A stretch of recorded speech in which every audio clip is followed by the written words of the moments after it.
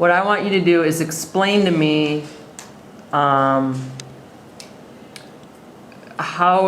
your high school curriculum is divided into 4 cycles. Like if I was a person and said, what is up with these cycles? Why are there cycles? What are these 4 cycles thing? How would you explain it to them? Can you explain to me what it means to have? I have a question for an answer. Yeah. Just make sure I have it right. Oh, I just gave a speech on that this morning. Did you? Let's hear some of that. So, as part of the classical method of education, one of the approaches we take is setting up our system of education for the high schoolers so that we have 4 cycles. We have cycle 1, which is the ancients, cycle 2, which is medieval/Renaissance, cycle 3, which is early America, and cycle 4, which is world/modern. And one of the cool things about the cycle is, for example, earlier this year, while we were studying early Puritan America in history class, we were also reading the Scarlet Letter, and it really provides a comprehensive approach to learning. Like history and English. People from the Iliad keep popping up in Herodotus or Ovid, and it's like, oh, I know you. So there was a moment where we were reading Plato and Aristotle, and we read about Plato's idea of the logos. And then in religion class, we jumped to the very beginning of the Gospel according to John, and there was that really cool connection. In the beginning, there was the Word, and the Word was with God, and the Word was God. The juniors and seniors are studying the sacraments in religion class, and in English we read the Scarlet Letter, and a big theme of that is guilt and redemption. And Dimsdale, he's a pastor, and he could not confess his sins, and he never felt better, and he never was a better person until he did confess. And so we were making the connection in religion and using Dimsdale as an example of why you need confession. And even in the Renaissance, in cycle 2, which was our freshman year, with reading Bede, which is a chore in itself, but we understood the mindset of people at that time. Everything was God's revelation, everything was a miracle. And then you read things like Spencer and Chaucer, and you're able to understand, well, they're several hundred years later, but they're built off of the totally God-centered society.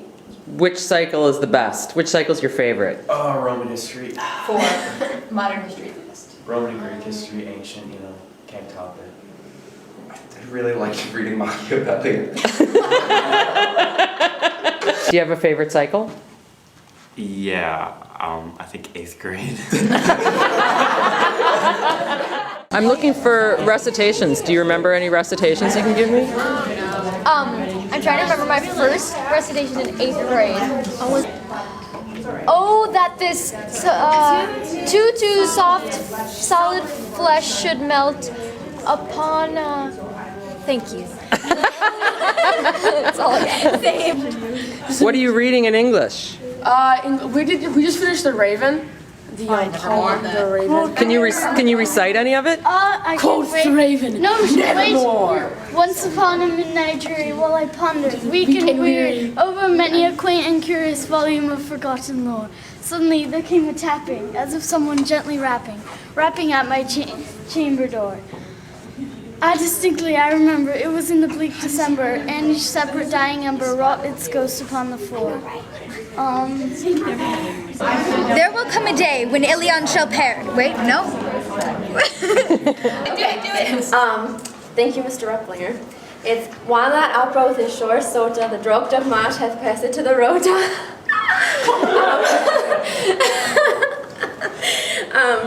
And bothered every vine and switched liqueur, which virtue engendered is the floor. When Zephyrus eke with a sweet of breath inspired hath in every holt and heath, the tender crops in the young sona hath in the ram his half-course Eurona. I think that's all I have. Oh wait, no, stay here.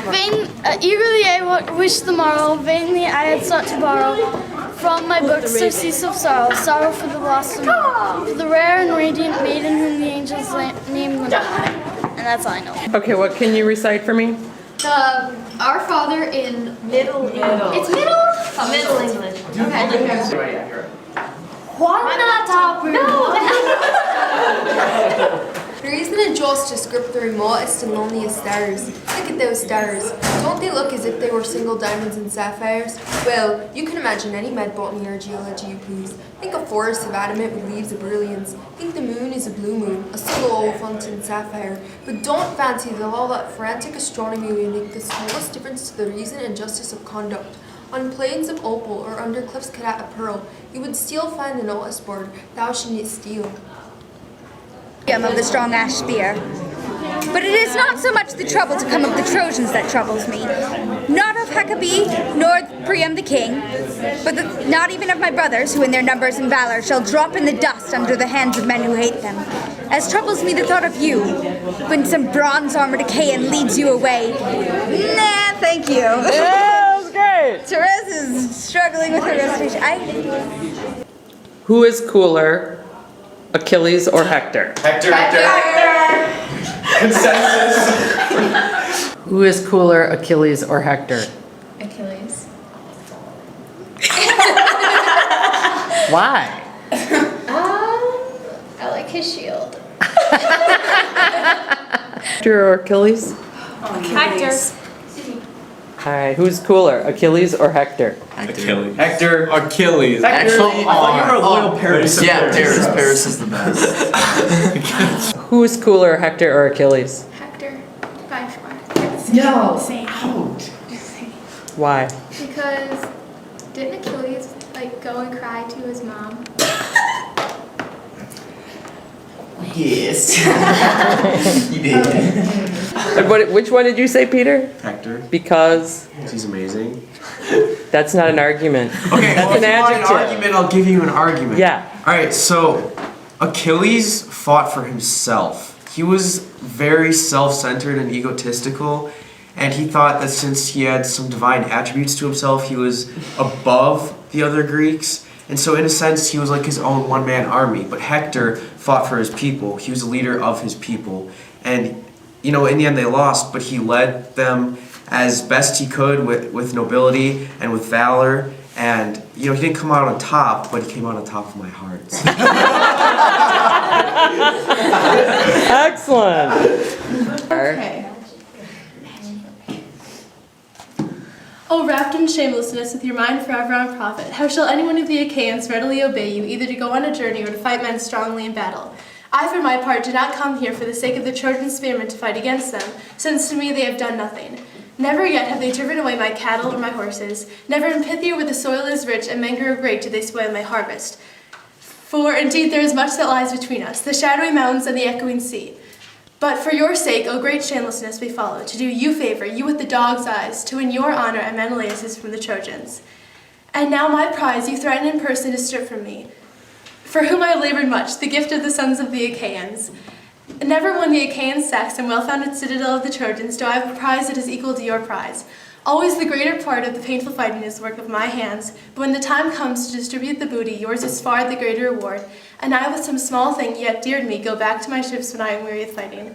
Now I am returning home to Phthia, since it is much better to go home with my curved ships, and I am minded no longer to stay here dishonored and pile up my wealth and your wealth and your luxury.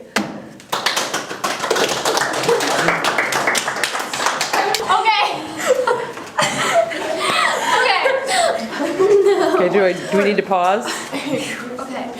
Our Father in heaven reach, the name behind ever leech. The bring us thy mutual bliss, as it in heaven ye do, ever in the earth been it also. That holy bread that lasteth aye, do send it to us in silken die. Forgive us all that we have done, as we forgive it to each other, man. Never let us fall into no founding, and shield us from the foul thing. Softly shame. Alright. Terrible. It's the 5 precepts of the Catholic Church. Number 1, you shall attend Mass on Sundays and on holy days of obligation, and rest from servile labor. Number 2, you shall confess your sins at least once a year. Number 3, you shall receive the sacrament of the Eucharist at least during the Easter season. Number 4, you shall observe the days of fasting and abstinence established by the Church. Number 5, you shall help to provide for the needs of the church. Wait. I remember the whole story. But you have the book. Hey,